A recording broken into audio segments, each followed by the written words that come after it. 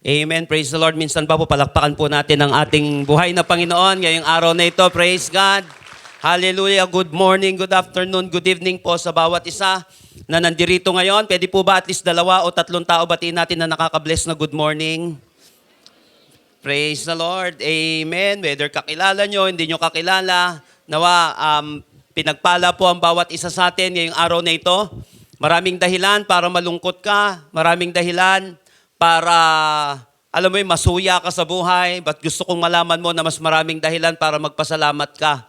Mas maraming dahilan para magpuri ka sa Panginoon at mas maraming dahilan para magpatuloy ka. At naniniwala po tayo mga kapatid na kung saan inihanda na tayo ng Panginoon para sa pag-receive ng kanyang makapangyarihang salita. By the way, salamat nga po pala yung kaninang pinanood natin na video sa bawat isa na nakapagbigay na po ng ating mga pledge, ng ating yung expansion po natin. Indeed, the Lord is doing something great dito sa atin, dito sa ating gawain, sa ating simbahan, sa kabuuan ng Amazing Hope, both locally, tapos yung mga kasama natin dito nationally. May ginagawa po ang Panginoon na expansion sa ating gawain. So patuloy nyo pong ipanalangin. Dalangin ko po patuloy kayong pagpalain ng Panginoon dahil patuloy din tayo nag-i-expand. Pag-pray nyo po yung ating dinidevelop na lugar doon sa Pangasinan tuloy, doon sa Nueva Ecija. Yung 5.5 hectares, so magiging 7 hectares pa siguro yon na ating gawain, na i-draft na po namin yon kasi nakita na namin yung mga tamang tao na pwedeng makasama para ma-build yung lugar na yon. At kasi Central Luzon lang naman yon, so napakalapit lang, 2.5 o 2.5 hours lang ay nandoon na tayo. At patuloy po natin pag-pray kasi pati dito sa Metro Manila patuloy tayong nag-expand dito. Panalangin din natin kasi yung mga expansion po natin, yung mga pinipledge po natin ay malaki po ang nagagawa nito. For example dito, mag-upgrade na naman tayo ng ating mga gamit. Minsan na pumapalya-palya po yung mga gamit natin. Siyempre, tumatagal din at gusto natin may excellence yung ating gawain. Although mahal, more than siguro kalahating milyon na naman magagastos natin dito sa mga equipment natin. Gusto kasi natin makapag-offer ng mga bagay ng ministeryo na kung saan may excellence. Sabi ko nga, madalas sa mga team natin, binibigyan mo ng excellence yung trabaho mo, yung boss mo, yung pinaka-boss mo sa langit. Wishy-washy yung ginagawa mo, naman yun. Pagdating sa dulong-dulo, kay Lord ka naman talaga lalapit. Kung meron mang deserving ng pinakamagandang gagawin natin sa buhay, the way we work, the way we give, the way we live this life, dapat para kay Lord yon. Kasi siya yung pinaka-ultimate sa lahat. Siya yung pinakamakapangyarihan sa lahat. Kaya po, ganito ko binibigay yung philosophy of ministry natin. Ito po yung DNA na gusto kong i-share. Lagi may excellence. Although talaga naman, laging may room for improvement tayo, pero dapat lagi tayo nag-i-excel. Kasi kapag may excellence, laging ang excellence nag-a-attract yan ng success. Ang excellence nag-a-attract yan ng blessing. Kaya nga, di ba, pati nga, simple nga lang di ba, laging may kinalaman ang kalinisan ng CR sa dami ng pagpapala mo sa buhay. May correlation daw yan sang-ayon sa pag-aaral. So kapag ikaw inaayos mo yung comfort room mo, kapag walang ka-comfort yan, mahina ang pasok ng blessing sa buhay mo Napansin natin, simpleng bagay pa lang yon. Kahit sa establishment. Kaya nga nagulat sila yung comfort room natin dun sa main campus, na-shock sila na hindi simple. Siguro gumastos din tayo ng mga kalahating milyon sa CR na yun. Nakuha po natin, kaya napansin nyo po, may correlation po yon. Makikita natin, bakit kaya ganun? Naayos mo lang naman yung comfort room mo pero umaayos yung pasok ng kaperahan sa buhay mo. Napansin po natin kasi kapag naglalagay ka ng excellence sa mga ginagawa mo, nag-a-attract yun ng opportunity. Nag-a-attract yun ng blessing. Simple nga lang, sinasabi ko sa team din natin, kahit ultimo ilaw. Kasi nga, mambira, ilaw nga, di mo maalagaan, tao pa kaya, maalagaan mo. Di ba, hindi mo nga maalagaan yan, simpleng bagay. Yung bagay na ibinigay sa atin ng Panginoon, maliit man yan, for now, sinabi ko nga, kung ano ang hawak mo ngayon, yan ang susi sa hahawakan mong malaki bukas. Kung paano mo i-manage yung piso mo ngayon, yan ang magdidetermine kung magkakaroon ka pa ng 1,000, 10,000, 1,000,000 bukas. Kaya importante, of course, may vision ka bukas, pero alagaan mo yung ngayon mo, i-manage mo ng maayos. So, salamat sa bawat isa. I hope na matapos na po natin yon, hanggang June lang po yung ating, I think June lang yata yon, tapos ikakat na po natin yon para may breathing period po tayo doon. At nakikita naman po natin, patuloy tayo nag-i-expand. Pinipilit natin na patuloy na lumawak ang ating gawain, both dito sa Pilipinas, pati sa ibang bansa. Pag-pray nyo po, yung expansion ng Amazing Hope, hindi lamang dito sa Pilipinas, sa ibang bansa, may mga tinatawag ang Panginoon, may mga nakikipag-partner sa atin, nakikipag-sanib puwersa na sa atin na mga gawain dito sa Pilipinas at ibang bansa. Patuloy po natin ipag-pray dahil naniniwala po ko na habang palapit ng palapit ang pagdating ng ating Panginoon, sinabi nga nila, habang lumalapit daw ang pagdating ng Panginoon, nagti-triple time, nag-quadruple time ang kaaway. Tama naman yon. Kasi alam niya naman in the first place, alam niya naman ang ending niya, hindi maganda eh. Kaya ang gagawin niyan, manira na lang. Ang gagawin niyan, magsama na lang. Kaya sabihin mo sa katabi mo, huwag kang sumama. Hindi lang sa ilaw. Pag may ilaw, huwag ka doon sasama. Huwag ka rin nasasama sa kadiliman. Dahil magsasama lang ang kaaway. Pero tatandaan mo, the more na tumitindi rin, the more na lumalapit na rin, nasa last 2 minutes tayo, huwag ka masyadong matakot sa kaaway. I-please mo ang Panginoon kasi sinabi ng Bible, in book of Joel, in the book of Acts, in the last days, I will pour out my spirit on all flesh. Tama, matindi ang kilos ng kaaway, pero maniwala ka, mas matindi ang kilos ng Panginoon sa buhay mo at mapagtatagumpayan mo yung mga battles na yan. Come on! Praise the Lord! Praise God. Tayo po ngayon ay nasa second topic ng ating brand new series for the month of April entitled Meltdown. So napakaganda po ng series natin na ito. Ano ang tamang response kapag tayo ay unti-unting nauupos na parang kandila? Tamang response kapag tayo po ay unti-unting nawawala na parang bula. O parang puno na unti-unting natutuyo, katawan na unti-unting nalalason. Ano po yung mga tamang response natin kapag tayo ay natutunaw, nagugunaw sa buhay, nauubos at nauupos? Dumarating po tayo sa lahat po ng tao dumarating sa ganyang sitwasyon. Kaya lang, kung ano yung magiging response natin, yun po ang magiging result natin. Kaya napakaganda po ng ating pag-uusapan ngayon kasi may kinalaman ito sa lason. You know what? In life, knowledge of poisons is essential. Knowledge of poisons is essential. Dapat alam mo kung lason yan o hindi. Maraming beses na po kung may mga nakasama, akala niya Sprite. Yun pala ngayon kasi yung Sprite, di ba kulay puti? Yun pala, gaas pala yun. Ano ba naman yan? Naaamoy naman ang gaas, ba't mo ininom? Nakuha po natin yun. Meron din akong alam, kala niya sausawan yung pinagsasawsawan niya, kala niya patis. Yun pala, alam niyo po ang tawag doon, yung pangkulay dito, ang tawag doon? Barnis. Makatunog naman, patis, barnis. Ay ma'am, hindi po ako nagbibiro. Maraming mga bagay na kung saan, makakain ko sana, kaya lang na-acknowledge ko, ay hindi siya pagkain, poisonous pala to. So the knowledge of poisons is essential. Dapat alam mo kasi why? Poison means a substance that is capable of causing the illness or death of a living organism when introduced or absorbed.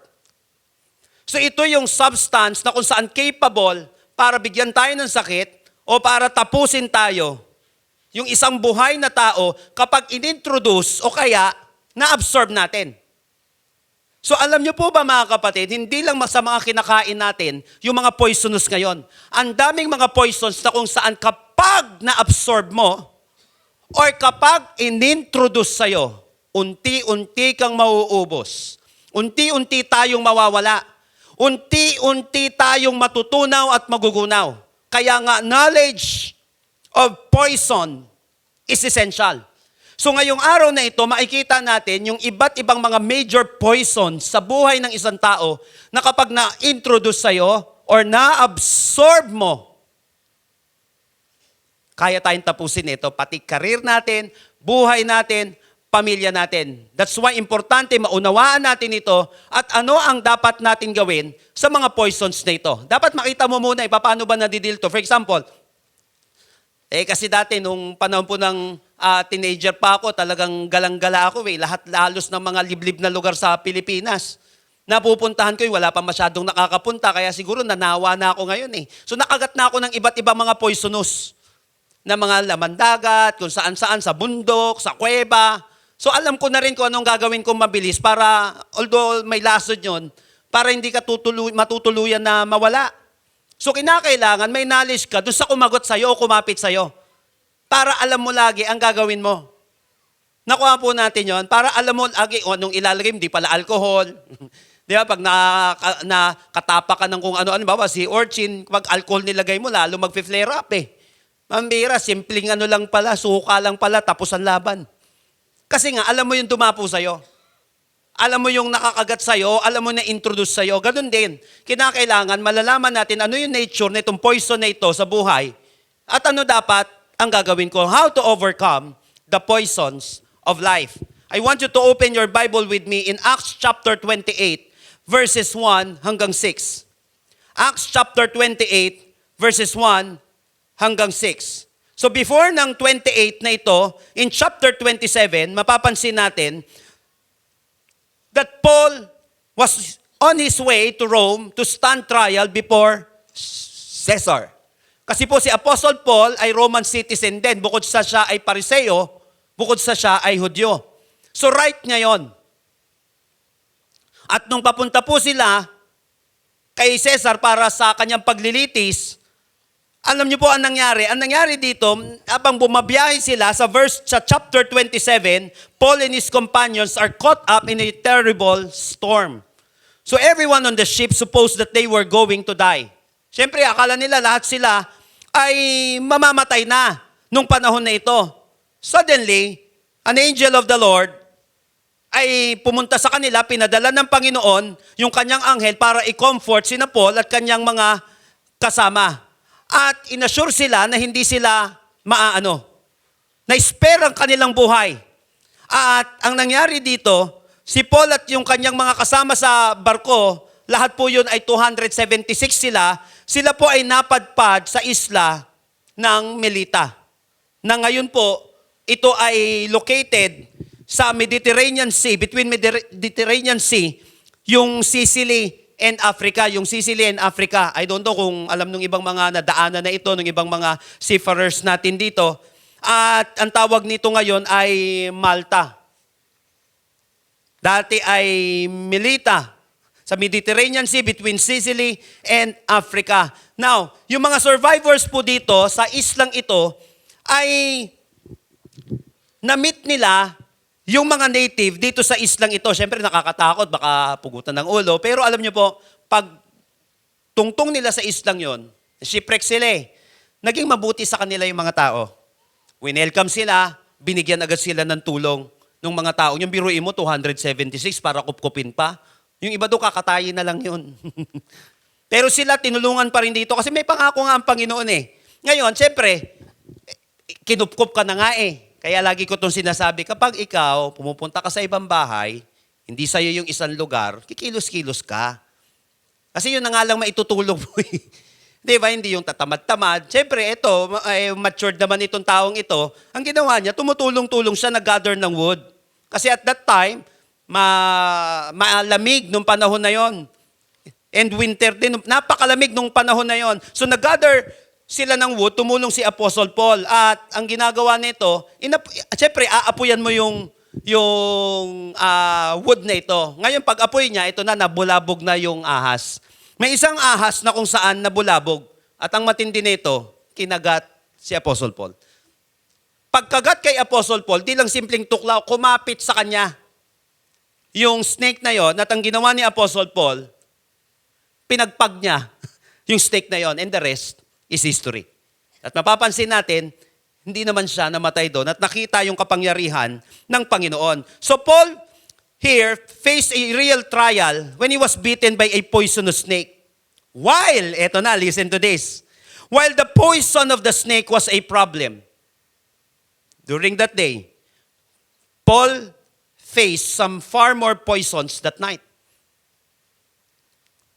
Poisons that had the power to ruin his life and end his ministry. May literal na poison na tumama sa kanya, pero may mga poisons pa sa buhay na kung saan kinaharap ni Apostle Paul nung araw na yon. So join me in our message today entitled Overcoming the poisons of life. Overcoming the poisons of life. Sabi natin, yung poisons na kapag na-introduce sa'yo or inabsorb mo yon, can ruin your life, your career, your family, your ministry. So knowledge of poison is very crucial. At ano ang gagawin natin sa mga poisons na ito ng buhay? How to overcome the poisons of life? Lahat po ng ready at excited na ngayon, magsabi nga po ng malakas na amen. Number 1, verses 1 to 3. Once we were safe on shore, we learned that we were on the island of what? Malta. Verse 2, the people of the island were very kind to us. It was cold and rainy. So they built a fire on the shore to welcome us. Ito na, 3. As Paul gathered an armful of sticks and was laying on them on the fire, a poisonous snake, driven out by the heat, bit him on the hand. Biruin mo, a poisonous snake, driven out by the heat, bit him on the hand. Una, how to overcome the poisons of life? Number 1, shake off the poison of crisis. Shake off the poison of crisis. Unang poison dito ay yung crisis. Ito yung kinagat si Apostle Paul. Very nakalagay dito naman sa text natin. Na poisonous snake. Sa ibang passage, viper. Kasi of course, may sinasabi naman sila na hindi naman ka-poisonous na snake. Pero dito malinaw, poisonous snake ito. Driven out by the heat, bit him on the hand.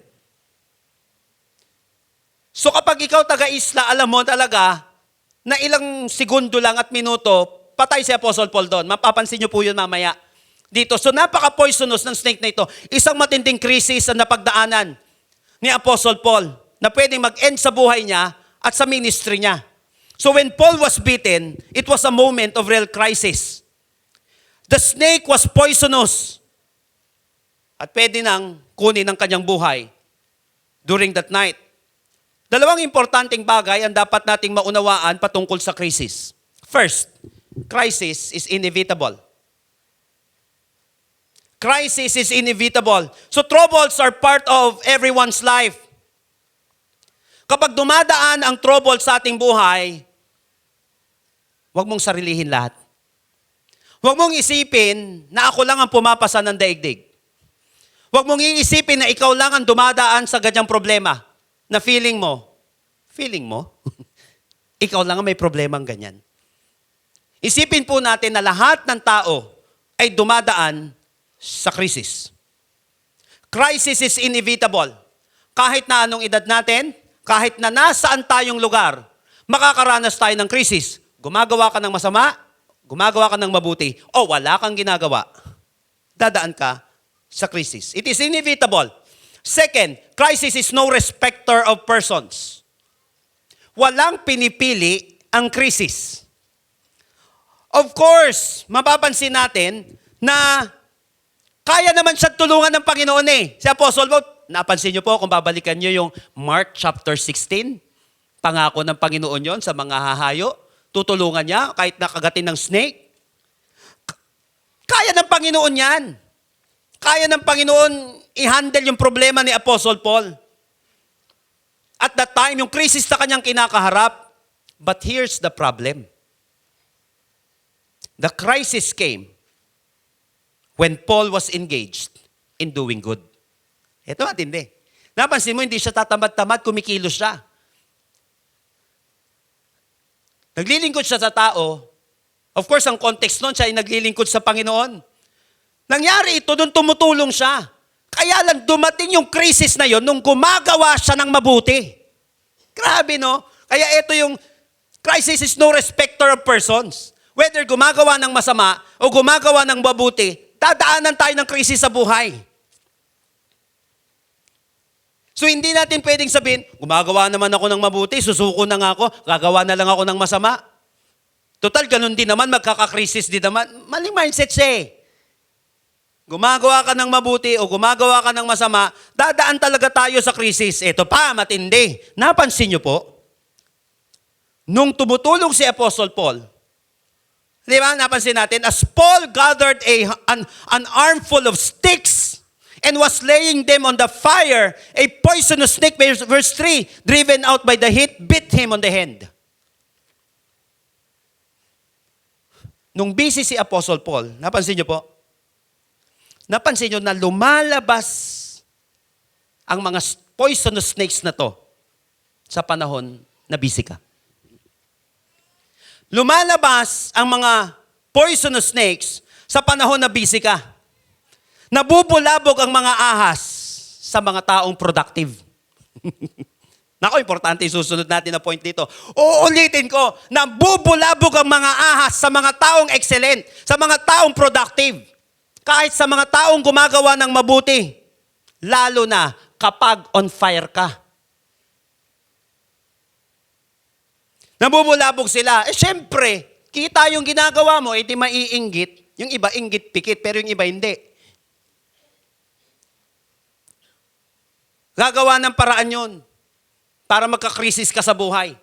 So kapag tayo, hindi natin alam yung nature ng crisis, susuko na lang tayo. Kaya pala ako dinadatan ng crisis ngayon kasi pwede may ginagawa kang hindi maganda, pero gilingkod naman ako sa Panginoon, inaayos ko naman ang buhay ko. Bakit ka susuko? Natural yun, may naiinggit sa'yo eh. Isa po sa dahilan bakit hindi ako makapagbago dati, kasi alam ko ipe-persecute ako ng mga taong ginawan ko rin nun eh. Yung tinatawanan ko sila kapag may Bible sila, kapag linggo, papunta sila ng church. Alam ko mangyayari sa akin yun eh. Napansin niyo po? Kasi natural yun. Bawa may kaibigan ka, kainuman mo linggo-linggo, tapos mamaya dyan, pag linggo, nandun na sa church. Mamaya dyan, nasa gawain na lagi ni Lord. Napansin mo? Tapos mamaya pagtatawanan ka na nila, kasi nag-aayos ka na ng damit, kasi nag-aayos ka na ng buhay. Napansin mo yon? Lumalabas sila kapag productive ka, kapag nagbabago ka, kapag on fire ka. Bakit? Gusto ka nilang mapahinto. Sana pantay-pantay na lang tayo. Yung ginagawa natin, gano'n na lang. May mga tao talaga gano'n. Minsan, directly or indirectly, sadya o di sinasadya, pipilitin ka ng mundo, ng demonyo ng mga tao na pantay-pantay kayo sa dati nyong ginagawa para sa gayon di ka umangat sa buhay. Hindi nahahalata ng mga tao yon. Kaya ang gagawin nila, pumapantay na naman, same buhay na naman. Kaya wag kang susuko kapag nagiging on fire ka. Natural yun. Sabi mo sa katabi mo, natural yun. Mabubulabog talaga ang ahas kapag productive ka. Galingan mo sa trabaho mo. Mabubulabog ang mga tamad. Galingin mo sa business mo, mabubulabog mga kalaban mo. Natural yun. Whether pag-iisipan ka ng hindi maganda o maganda, natural, mabubulabog sila. Napansin mo, makakatulong din sa kanila yun pag nag-excel yung business mo eh. Pwedeng siraan ka o pwedeng ayusin na lang din nila ang ginagawa nila. Napansin mo, still may bulabog. Kaya lang, feeling mo, talagang, ang pinagkakaisahan yata ako, part ng buhay ang krisis. Part ito ng buhay. We seem to believe that our faithful service to the Lord is some kind of a shield against trouble in our life. Na kapag tayo ay gumawa ng mabuti, na kapag tayo ay naglingkod sa Panginoon, wala nang parang akala natin shield yun para hindi ka magkaroon ng crisis. Teka lang. Kapag hindi naunawaan ng tao ang nature ng crisis, i-reject niya ito. Gagawin niya itong kulungan kaysa paaralan. Ulitin ko. Kapag hindi alam ng tao ang nature ng crisis, gagawin niya siyang kulungan o gagawin niya siyang kulungan. O kaya, kapag nalaman niya ang nature ng crisis, gagawin niya itong paaralan. Hindi siya shield. Kapag gumagawa tayo ng mabuti, wala nang crisis na mangyayari. Tanong natin si Job. Nung panahon na dumaan sa kanya yon, he was upright. Righteous. Tanungin natin sina Shadrach, Meshach, Abednego, Daniel, Elijah, mga disciples ng ating Panginoong Jesucristo, and even Jesus Christ Himself. So hindi shield yung paggawa ng mabuti sa krisis sa buhay. Kaya nga someone said that any kind of crisis can be good. Why? It wakes you up. Any kind of crisis is good. It wakes you up. Maraming mga crisis na dumaan sa buhay ko. Ginising ako. Yung wala ka nang makain, ano to, ganito na lang? Ano to, ganito na lang yung buhay? Paikot-ikot na lang ng ganito? Teka lang, umiidad na ako. Napansin mo yon? O kaya dumaan sa matinding dilubyo sa pamilya, sa buhay, magigising ka, ang tawag doon, wake-up call. Crisis are life wake-up calls. Ang mga krisis sa buhay ng isang tao, pang wake-up call yan sa buhay natin. Diyan tayo magigising. Ano to, pag ganito na? Paano kapag nawala na yung mga taong inaasahan ko? Paano kapag nawala na mga magulang ko? Tapos wala akong na-develop na skill, hindi na-develop ang karakter ko, saan ako pupulutin? Ay, wala. Dati sa kangkungan, ngayon maganda na kangkong eh. Kangkong chips. Wala, sa pusali tayo pupulutin nun. Nakuha po natin yon. Crisis is a life wake-up call. So any kind of crisis can be good. It wakes you up. So anong gagawin natin sa mga crisis na ito? Shake off that poison of crisis. Huwag mong hayaan, kapatid, na maging kulungan mo siya. Gawin mo siyang paralan. Kaya dumaan sa akin yung crisis na ito kasi gumagawa ka ng maayos o kaya gusto mong ayusin ang buhay mo. So natural siya. Matuto ka, kapatid. Kuhain mo yung ginto dun sa krisis na yon. Lahat ng naging magaling dumaan sa matinding krisis sa buhay. Lahat ng mga nagising, tinamaan. Lahat ng mga nagising, tinapik ng krisis sa buhay. So instead na maging kulungan natin siya, anong matututuan ko dito? Bakit inalaw ito ng Panginoon? Pwede naman di siya makagat, makikita natin sa dulo. Bakit inalaw ni Lord? So shake off that poison of crisis. Huwag mong hayaan, patumbahin ka niya. Matayaan mo, kapatid, na maging bahagdan mo yung crisis na yon. Kasi yung crisis na yon, it can make or break you. Ulitin ko, lahat ng nagtagumpay na tao, may napagtagumpayan na krisis. Kaya nga, if you want to be effective in your business, simple lang, basic lang muna, find a need, then fill it. Kapag wala naman minimit na din, ba't ka pa magninegosyo? Kumusta yung market mo dyan? May market ka ba dyan? Kaya pinag-aaralan muna ang mga bagay-bagay bago pumapasok, nag-i-invest ka ng pera mo. Find a need, then fill it. Ano ba yung need na yan? Then i-fill mo yung need na yon, ayusin mo. Napansin natin, kaya may krisis. Nakikita natin yung pangangailangan ng mga tao, nakikita natin yung dapat mong i-develop sa buhay mo, nakikita natin yung dapat mong ayusin sa buhay mo, mamaya nakakatulong na sa atin ng krisis. Ulitin ko, gawin mong paaralan ng krisis at huwag mong gawing kulungan. Pangalawa, in verse 4, the people of the island saw it hanging. Ito na. Di ba kinagat si Apostle Paul? Ang matindi, hindi lang siya basta tinuklaw, kumapit sa kanya. Yung poisonous snake na yon. Ano nangyari? The people of the island, sanay sa kanil, sanay dun sa lugar na yun, saw it hanging from his hand and said to each other, nung kinagat siya, kumapit. Anong sabi nila? Kawawa naman. In Jesus' name. Diba? Wala naman Jesus. Walang ganon. Anong sabi nila? A murderer. No doubt.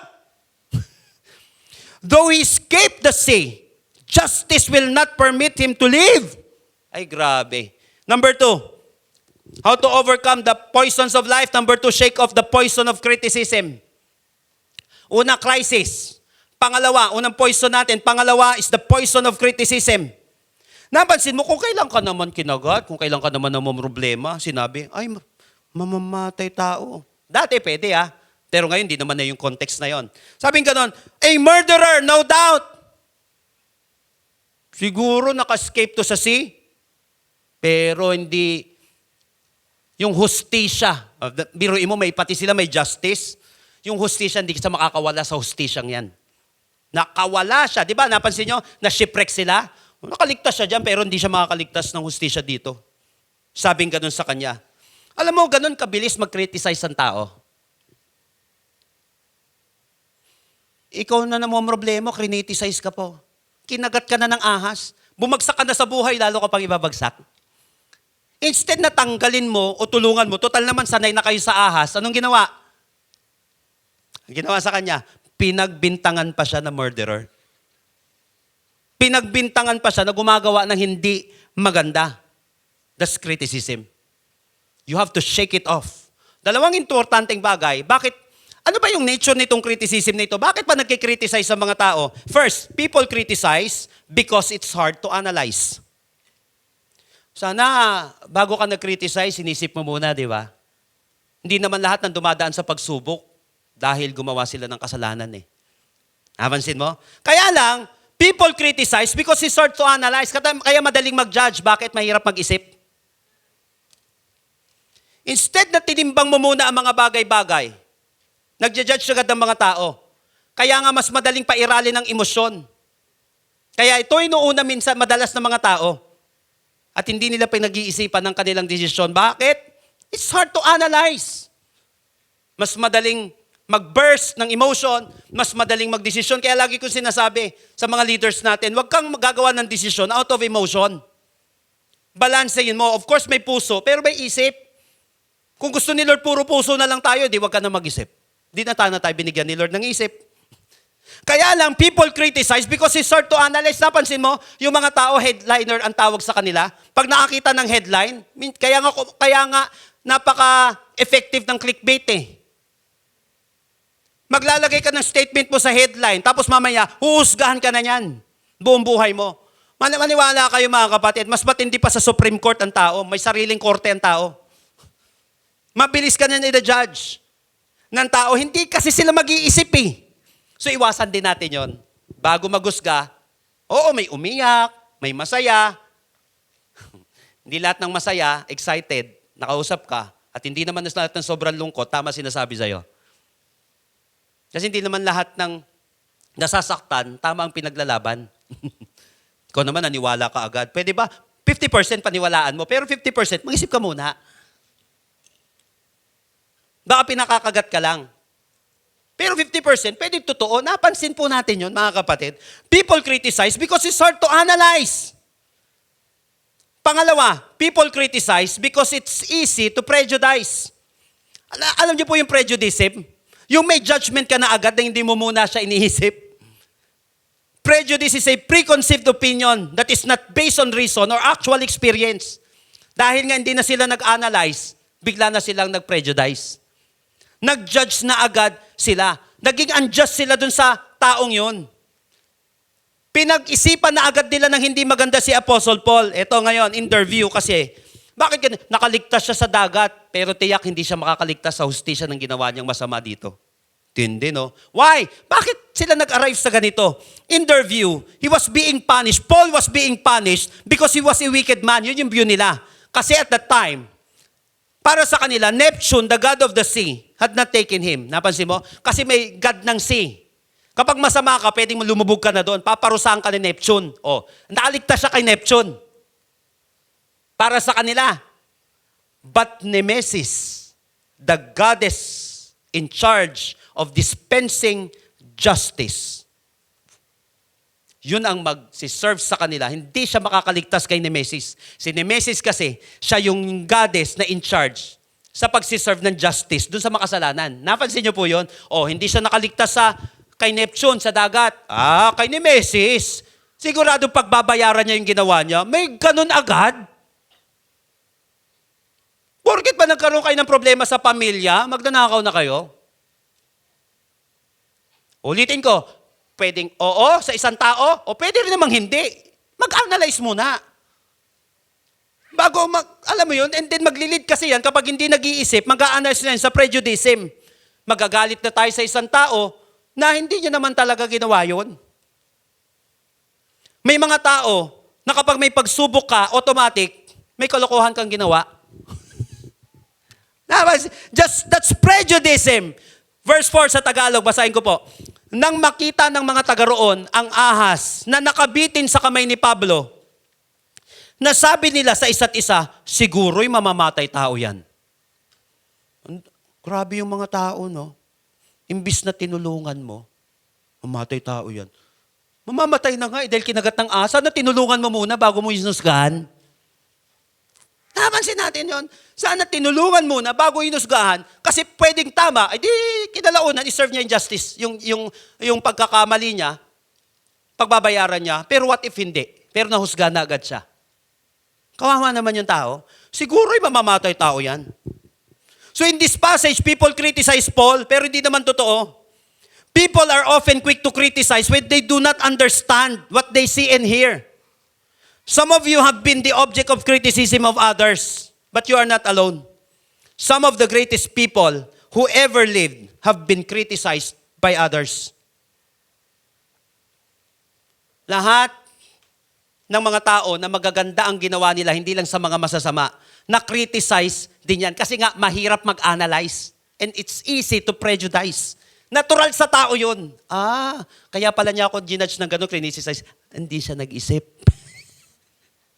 O kaya may prejudice na siya. Hindi niya pinag-aralan yung sitwasyon. May preconceived na siya na idea. Akala niya gano'n talaga. Kaya pala. Sige, maawa ka na kasi nga mahirap mag-isip. Pasalamat ka na lang kay Lord kasi ikaw nag-iisip. Kasi kung di ka rin nag-iisip, pumatol ka agad. Napansin natin yon. Pasalamat ka na lang sa Panginoon. At least may isang taong nag-isip, ikaw yun.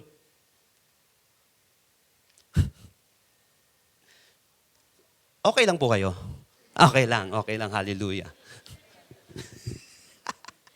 Sabi po ni Aristotle, hindi ko na po nilagay dyan, there is only one way to avoid criticism. There's only one way to avoid criticism. Do nothing, say nothing, and be nothing. Yan. Huwag kang kumilos. Huwag mong galingan. Huwag kang mag-show up. Huwag ka nang gumawa. Huwag ka na magtrabaho. Huwag mong galingan para huwag ka makriticize. Huwag mong palaguin negosyo mo. Huwag mong ayusin yung pamilya mo. Huwag mong disiplinahin yung mga anak mo. Huwag mong disiplinahin yung buhay mo. Yan, baka sakali makaiwas ka niyan. The only way to avoid criticism is do nothing, say nothing, and be nothing. Kaya nga may kasabihan po that the dread of criticism is the death of genius. The dread of criticism is the death of genius. Once na ikaw ay natakot na sa criticism na yan, yung katalinuhan mo magtatapos na. Maraming mga tao hindi na-develop ang kanilang buhay kasi natakot sila sa criticism. Yan ang katapusan ng mga taong matatalino. Sayang yung grade mong yan. Sayang yung tuition na pinambayad natin sa eskwelahan. Pagdating sa tunay na laban ng buhay, natakot ka, sayang yung uno mo, sayang yung 100 mo, sayang yung ipinasa mong 75. Buti nakapasa ka pa. Sayang! Sabi mo sa katabi mo, sayang. The dread of criticism is the death of genius. Aanmin mo lahat ng diploma yan. Ang ganda-ganda sana. Kung natakot ka naman sa mga criticism. Dahil lahat ng tao dumadaan dyan. So if you're not careful, the criticism you face from others will cause you to become defeated. What do you do in the face of criticism? Ano ang ginagawa mo sa panahon na kinikriticize ka? Mahirap naman makriticize, di ba? Ang sakit eh. Lalo na, ulitin ko isipin mo na lang, mahirap kasi mag-isip. Kaya hindi na sila nag-isip. Baka napagod na sa kaiisip. Baka nai-stress. Nag-isip. Kaya ang bilis kang criticize. O baka may prejudice na sila. Siyempre, yung kawalan ng pag-a-analyze, naglilid yan sa pagpe-prejudice. Ano ginagawa mo kapag ikaw ay nakikriticize? If you are wise, listen to this. You will consider the source of criticism. Pag matalino ka, kukonsider mo muna yung source. Sino ba nagkikriticize sa akin? Wala rin namang ginagawa yan. Okay lang yun. Baka pati mag-isip, hindi na kaya. Kukonsider mo lagi yung source.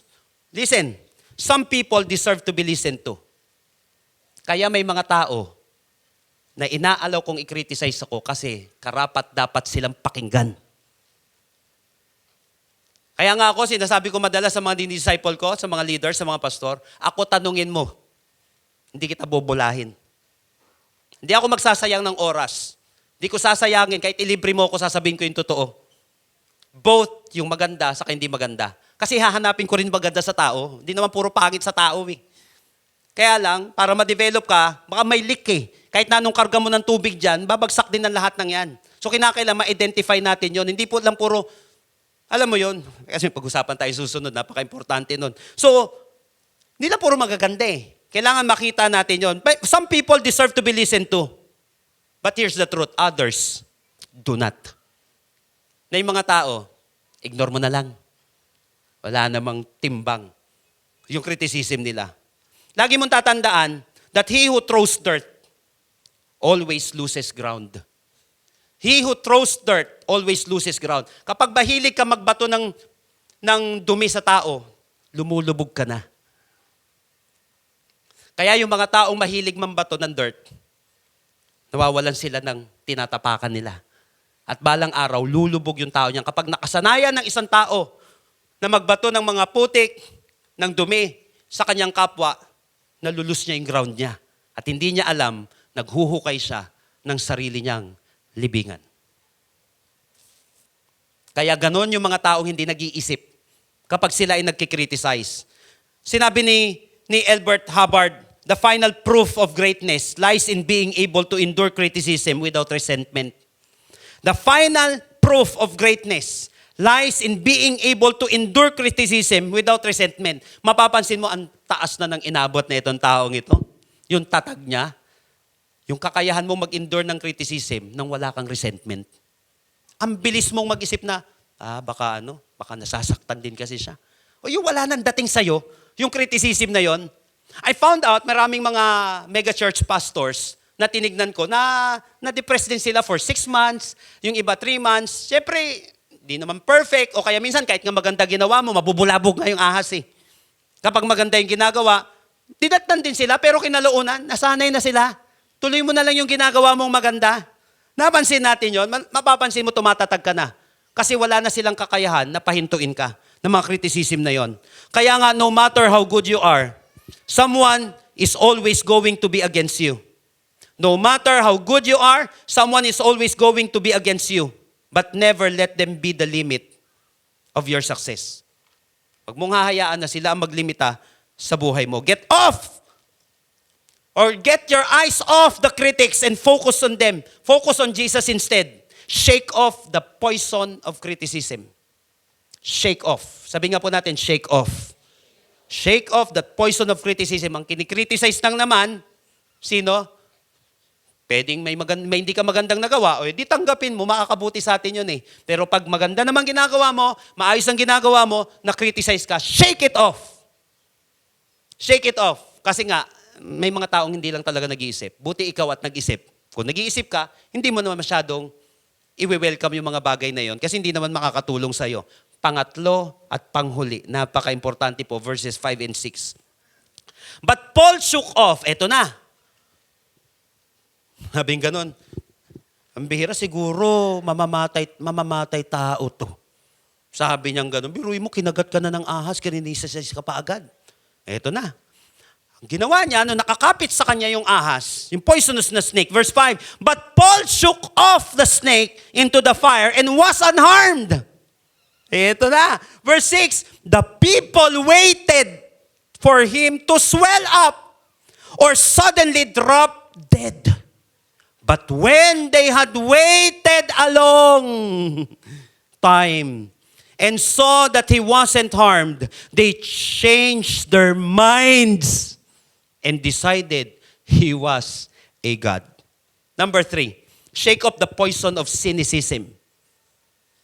Cynicism, pessimism, or negativity. Biruin mo yon. Nung Paul shook off the snake into the hand and was unharmed, ano nangyari? So pagtanggal ng ahas, hinihintay na lang, kailan kaya mamamatay ito? Ganun na naman. Kanina, siguro mamamatay tao to. Mamaya, kailan kaya siya mamamatay? Itong taong ito, napansin mo yung negativity yun? Pwede ba isipin mo muna, ay naawa sa kanya si Lord. Pero ang mga tao, default yan. Doon sa negative side, lagi nakapaling. Ganun madalas ang tao, ang default niya, negative side agad. Ano mangyayari? Kaya maraming mga tao, negative ang buhay kasi default nila, negative din. Pwede bang isipin, praise God! Natanggal yung ahas. Napansin mo? May mga tao, kailan kaya mamamatay to? Kailan kaya malulugi to? Napansin niyo po? 2 things na dapat mong malaman patungkol sa mga nega. 2 things ang dapat mong malaman patungkol sa mga nega. Number 1, some cynics are unkind. Maraming mga negative people, unkind yan. Verse 6 sa Tagalog, hinihintay nilang mamaga si Pablo o kaya'y biglang mabuwal at mamatay. Biruin mo yun. Hirap ka na sa buhay, kinagat ka na. Itong mga negang to, hinihintay pa ako mawala. A lot of people are unkind. Kaya nga sila negative eh. Part na ng pagiging negativity, ang pagiging hindi mabuting tao. Nagiging parte siya. So these people were sitting and watching Paul, waiting for him to swell up, fall down and die. Naghihintay sila ng matinding pagbagsak kay Apostle Paul. They were a cynical crowd that looked for nothing good to come to this situation. Alam mo, may mga tao na hinihintay ka lang mawala. Tinitingnan lang nila ang kalagayan mo at wala silang ginagawa. Hinihintay lang nila yon. Ito pa, tignan nyo po ha. Tignan nyo maigi sa verse 6. The people, listen, expected him to swell up or suddenly fall dead. Alam mo ba, maraming mga tao hinihintay ka lang bumagsak? Sa mga mag-aaral dito, may mga tao hinihintay ka magtagumpay, pero may mga tao na hinihintay ka, huminto ka na sa ginagawa mo. Sa mga magkarelasyon dito, tama may natutuwa, pero may naghihintay din na sana masira na yung relasyon na yan. Some cynics are unkind. Uy, nakakaproblema na sila. Malapit na mag-break yan. Uy, bumabagsak na yung pamilya nila. Dati mayaman sila. At least susunod, pantay-pantay na kami. Hinihintay nila yung pagbagsak mo para pantay-pantay na kayo. O malapit na mag-backslide yan, ma-absent na. Malapit na. Kasi masyado kang magaling siguro. O masyadong matindi yung pag-angat ng spiritual life mo. Yan na. Nalulungkot na siya. Baka ma-depress. O next week. Pag-uusapan natin yun. Naku, nalulungkot. People expected him to swell up or suddenly fall dead. Napaka-unkind. Kinagat ka na. Nagkaroon na ng problema, binabagsak ka palalo. Pwede ba tulungan mo na lang? Sabi ko kung wala ka magawang mabuti, huwag ka na lang gumawa na masama. Kaya lang, hindi nga ganun nga mangyayari. Hinihintay lang nilang bumagsak si Apostle Paul. Alam niyo po mga kapatid, eto true to life story to. Nung unang buwan ng pagpapastor ko, ako naging senior pastor na itong church. Eto, di ako nagbibiro. A lot of pastors, I can name them. Kag-uusap-usap sila. Sabi ito si Pastor Julius, 3 months lang yan tatagal sa church. Yung isa daw 6 months, yung isa naman 1 year lang yan. Biruin mo, kulang na lang magpustahan yung mga pastor. Susunod daw ako mawawala. Hindi ko daw kakayanin. Napansin mo yon? Pwede ba? Dahil batang pastor, tingin siguro, hindi alam kung saan nanggaling. Na pastor, pwede ba? Nakita mo na ngang bata, sana nilapitan mo, tinulungan na lang kaysa naging nega ka. Alam mo palang mahihirapan siya eh. Sana, nag-extend ka na lang ng hand para tulungan yung isang uhugin na pastor. Sa paningin mo, napansin mo ang tao, napaka-unkind. Nakita mo nang mahina eh. Kaysa sinabi mo nang, kailan kaya babagsak yan? Sana, nag-extend ka man lang ng tulong para wag bumagsak. Yung nakikita mong babagsak. Napansin natin, some cynics are unkind. By the way, hindi po chismis yun. Dahil yung mga taong yun na nagpustahan, wala namang pusta. Ewan ko, nagbigay ng pustahan. Praise the Lord. Kasi dumating yung panahon na sila na po nagpapamentor sa akin. At inamin nila, humingi ng tawad. Yung iba nga daw, susugurin ako noon. Susugurin sa anniversary ng church. Nakita nila, akala nila wala nangyayari. Mamaya kita nila, lumaki na yung church. Iyak nung nag-altar call ako. Doon, mamaya dyan, umamin na sa akin. Sabing gano'n, tawarin mo kami. Ito yung inisip namin, pinag-usapan namin dati. Nung mga unang buwan ka nagpapastor. Diyan sa church. Kasi sila mismo nagsabi sa akin, kaya nakikwento ko po. May ganun talaga eh. Some cynics are unkind. Di ka na makakagraduate, di ka na mayayaman. Nag-i-expect sila. Malapit ka na mag-backslide.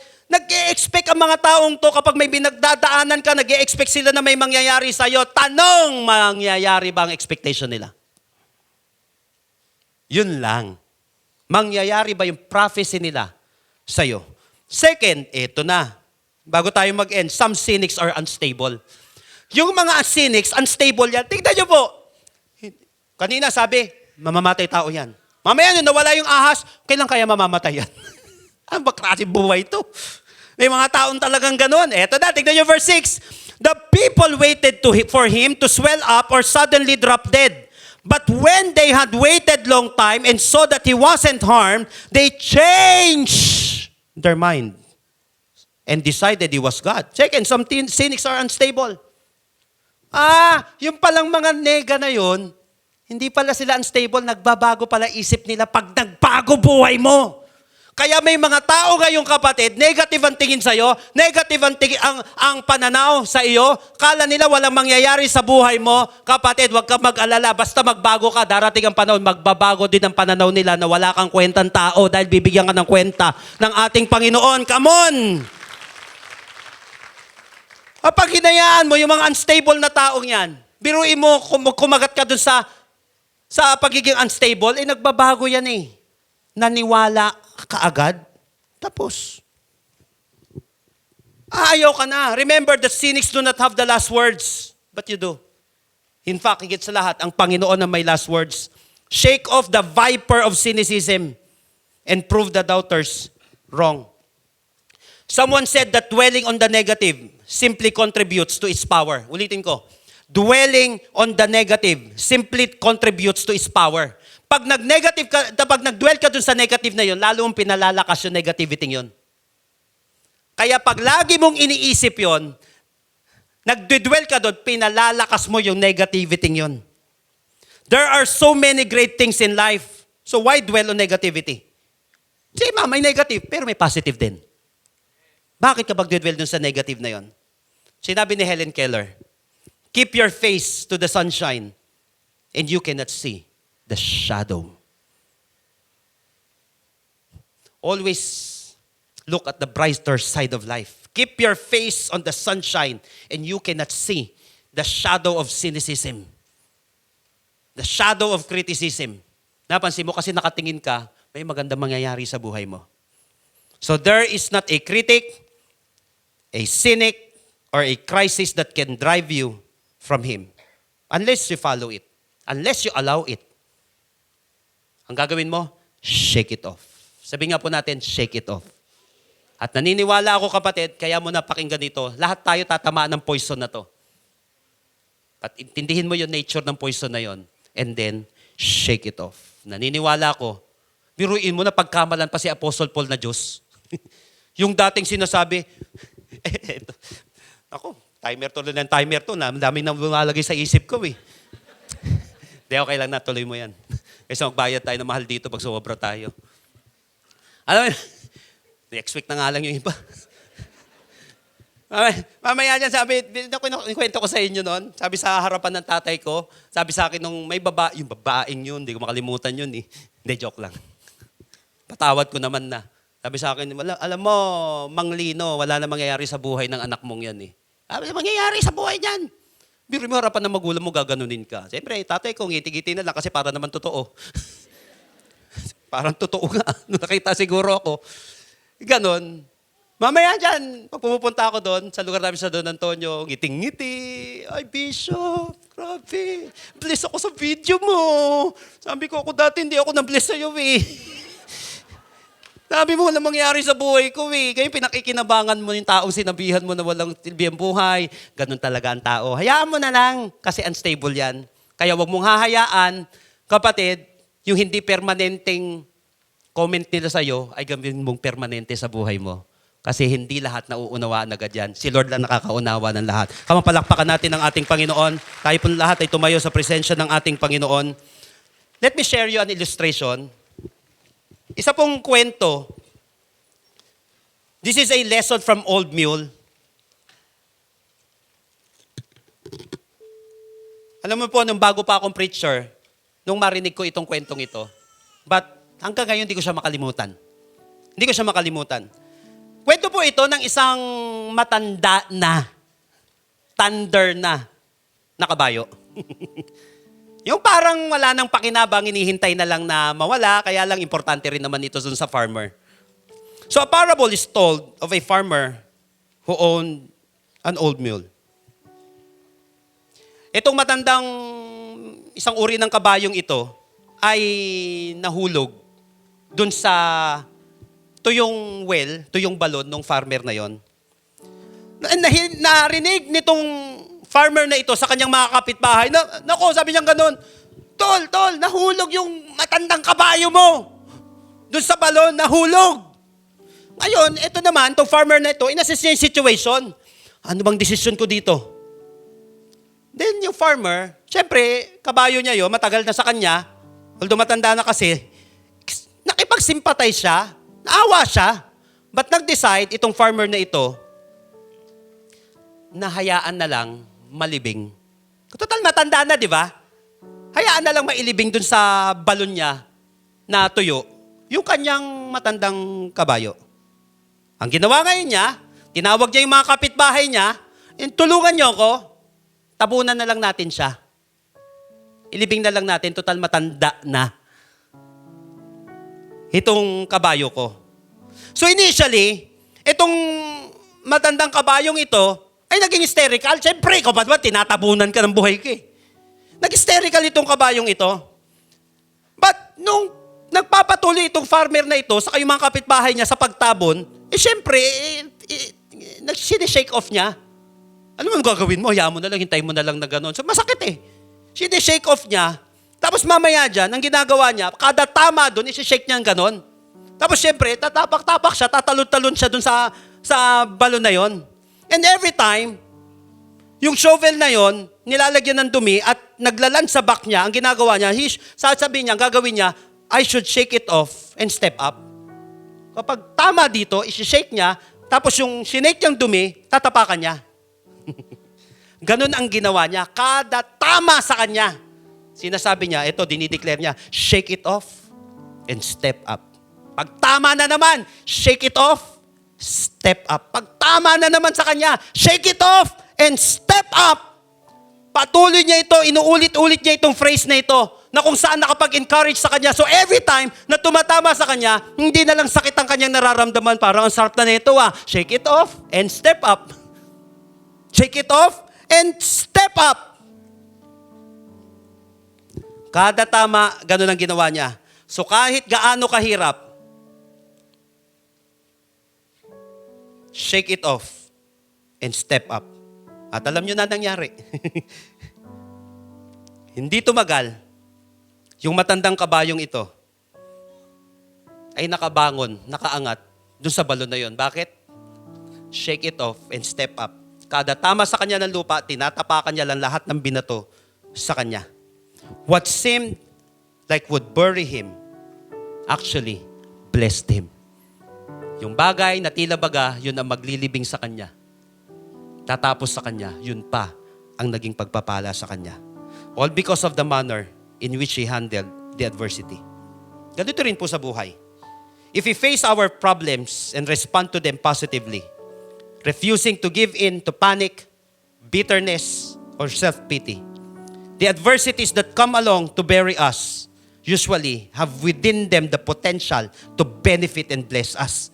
Yung mga bagay na akala mo yun na ang maglilibing sa'yo balang araw, yun pala magiging pagpapala mo. Kung paano mo lang i-receive yung binato sa'yo. Sinabi sa'yo wala kang kwenta? Backslide ka rin? Hindi ka tatagal? Dalawang bagay lang yan. Gawin mong kulungan o gawin mong paaralan.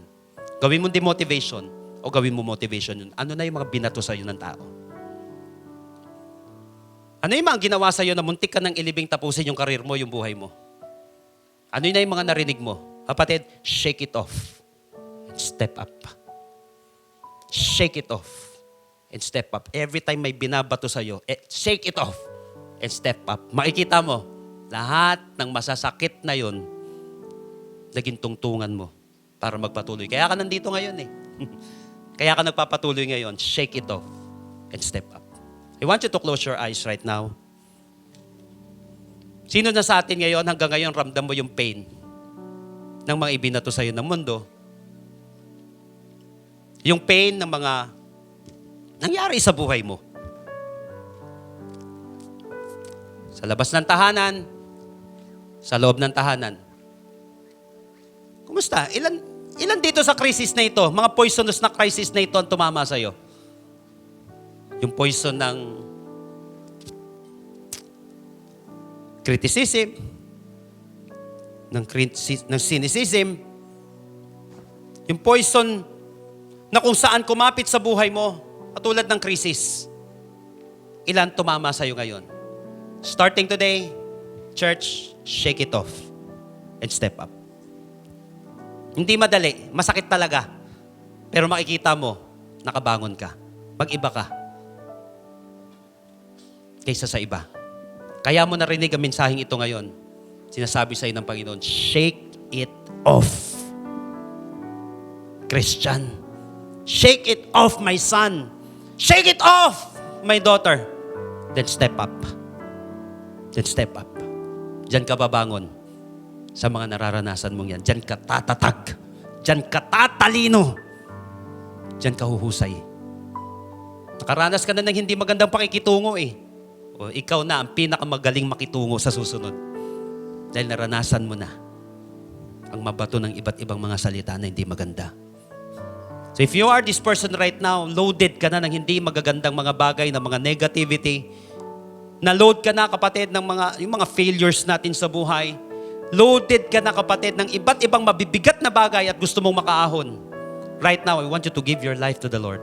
Yan ang pinakamagandang umpisa na gagawin mo. Kung meron mang unang makakapagbigay sa'yo ng kalakasan para makabangon, para ma-shake off ang lahat ng yan, walang iba kundi ang Panginoong Hesus. He came to seek and to save the lost. Ano man ang kalagayan mo, kaya kang tulungan ni Lord. If you are this person right now, at sinasabi mo, Lord, bunutin mo po ang lahat ng ito. Lahat ng itinanim sa puso't isipan ko. Lahat ng kabigatan na ito, Panginoon, na kung saan pilit akong ibinabaon, inililibing. Buhay pa ako dito sa sitwasyon na ito, Lord. Palayain mo ako sa kulungan na ito. At gawin ko na lang paralan ang lahat ng ito. If you're this person, gusto mong makalaya dyan sa sitwasyon na yan, and you want to give your life to the Lord, maybe this is your first time na dumalo dito kapatid, and you want to give your life to the Lord, yan ang pinakamagandang desisyon na gagawin mo. Come to me, sabi ni Lord, all you are weary and burdened, and I will give you rest. If you're this person right now, mananalangin tayo. Lift up your hands. If you're decided na sinasabi mo, Lord, save me. Lord, comfort me. Bunutin mo po, Panginoon, ang lahat ng ito. Lift up your hands right now. Come on. 1, 2, 3. At mananalangin tayo ngayong oras na ito. Mabilis lang na panalangin. And I believe that after this, your life will never be the same again. Tell it to Jesus right now, Lord Jesus. Lord Jesus, Come into my life. come into my life. I surrender my heart to you. I surrender my heart to you. I admit that I'm a sinner. I admit that I am a sinner, But I believe that you are my Savior. but I believe that you are my Savior. Starting today, Starting today, be the Lord of my life. be the Lord of my life. Save me. Save me. In Jesus' name, In Jesus' name. Amen. Kapatid, kung ipinanalangin mo yan ng buong puso, ng buong kaluluwa, maniwala ka. Bigyan mo, Panginoon, ng kapahingahan, ng kapayapaan, ng katalinuhan. Lord, I pray for a fresh start sa bawat isa. Tibok na tumitibok, Panginoon. Puso na tumitibok para sa iyo, Panginoon. Baguhin mo po ang aming puso't isipan, Panginoon. Yes, natural ito, Panginoon, but we will shake it off and we will step up starting today. Masaktan man, Panginoon, hindi na namin hahayaan na gawing kulungan ito. Matututo kami sa sitwasyon na ito. Ngayong oras na ito, kapatid, hayaan mo ang Panginoon na hipuin yung sitwasyon na yan. Let God touch your situation, your heart right now. The Lord is mending heart. Right now, in the name of Jesus, I speak for healing. In the name of Jesus. Lord, heal this wound na sumugat sa Kanya, Panginoon. Mend this broken heart. In the name of Jesus. 30 seconds or 1 minute, ngayong oras na ito, just come to Jesus right now. Just talk to God very personally. Kahit maikli lang, kapatid, gawin mo sa puso mo ngayong oras na ito. Pabunot mo sa Panginoon kung may mga hurts pa dyan na matindi na kumakapit sa'yo. At palitan ng Panginoon ng pag-asa, vision, hope. In the name of Jesus, Lord, I pray for healing. Lord, I pray for miracle in the name of Jesus. In the name of Jesus. Darating ang panahon, makikita nila. Inasamahan talaga ni Lord to. Lord, we will see your victory, Panginoon, in us and through us, Lord. In the name of Jesus. Yung nakita nila na bigo, yung nakita nila na walang nangyayari, Lord, may ginagawa ka sa buhay. Lord, yung dating kabiguan, yung dating walang nangyayari sa buhay, Lord, makikita nila yung katagumpayan. Makikita nila na ikaw ay kumikilos sa aming buhay. Ano man ang edad mo ngayong araw na ito, kapatid, magsimula ka kay Jesus. Magsimula ka sa ating Panginoon. Oh, Lord. Come on, I want you to declare it right now. Bigay mo sa Panginoon yung iyong pinagdadaanan. Declare it. Lift up your voice. Declare it.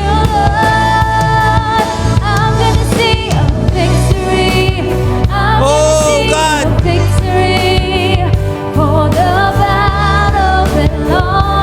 The battle belongs to you, God.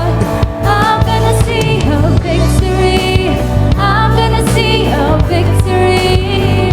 For the battle belongs to you, Lord. Yes. You take what the enemy meant for evil, and you turn Wala man magandang plano ang kaaway, ang kalaban ng ibang tao, Lord, may maganda kang plano. You take what the enemy meant for evil.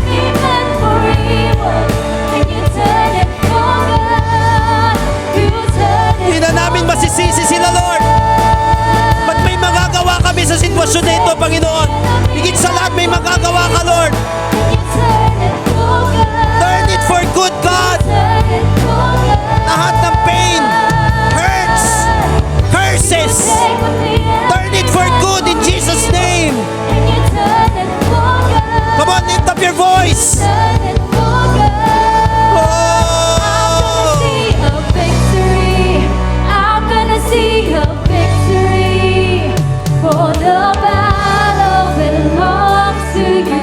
oh Jesus. I'm gonna see a victory. I'm gonna see a victory. Yes. Come on, declare it. Somebody in this place right now is being touched by God, is being healed by God, is being empowered by God. I'm gonna see a victory. For the battle belongs to you, Lord. I'm gonna see a victory. I'm gonna see. For the last time, I want you to declare this right now. For the battle belongs to you, Lord. Shake it off. You take what the enemy meant for evil. Shake off the poison of criticism, the poison of crisis, and the poison of cynicism right now. You take what the enemy meant for evil. Sa huling pagkakataon, oh God,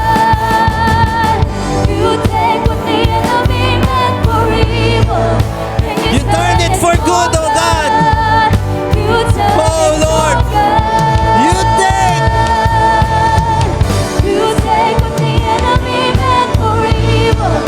You turn it for good.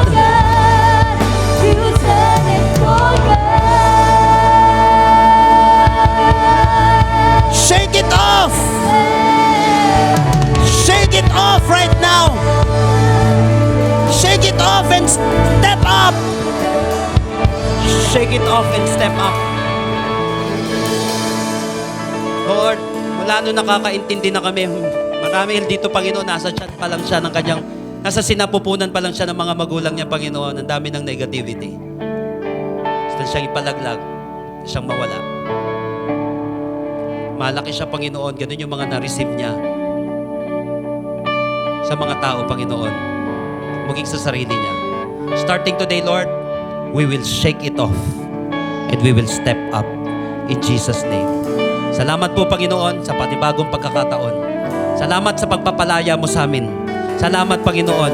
Yung planong hindi maganda ng tao, you can turn it for good, Lord. Salamat nga po sa iyo po, pinakamataas naming pasasalamat at papuri, pagsamba at pagdakila. Ito po ang aming panalangin sa pangalan ni Jesus. Lahat po'y sumigaw na malakas na Amen and Amen. Come on, palakpak ng pinagtagumpay ng ating Panginoon. Come on, hallelujah. Praise the Lord.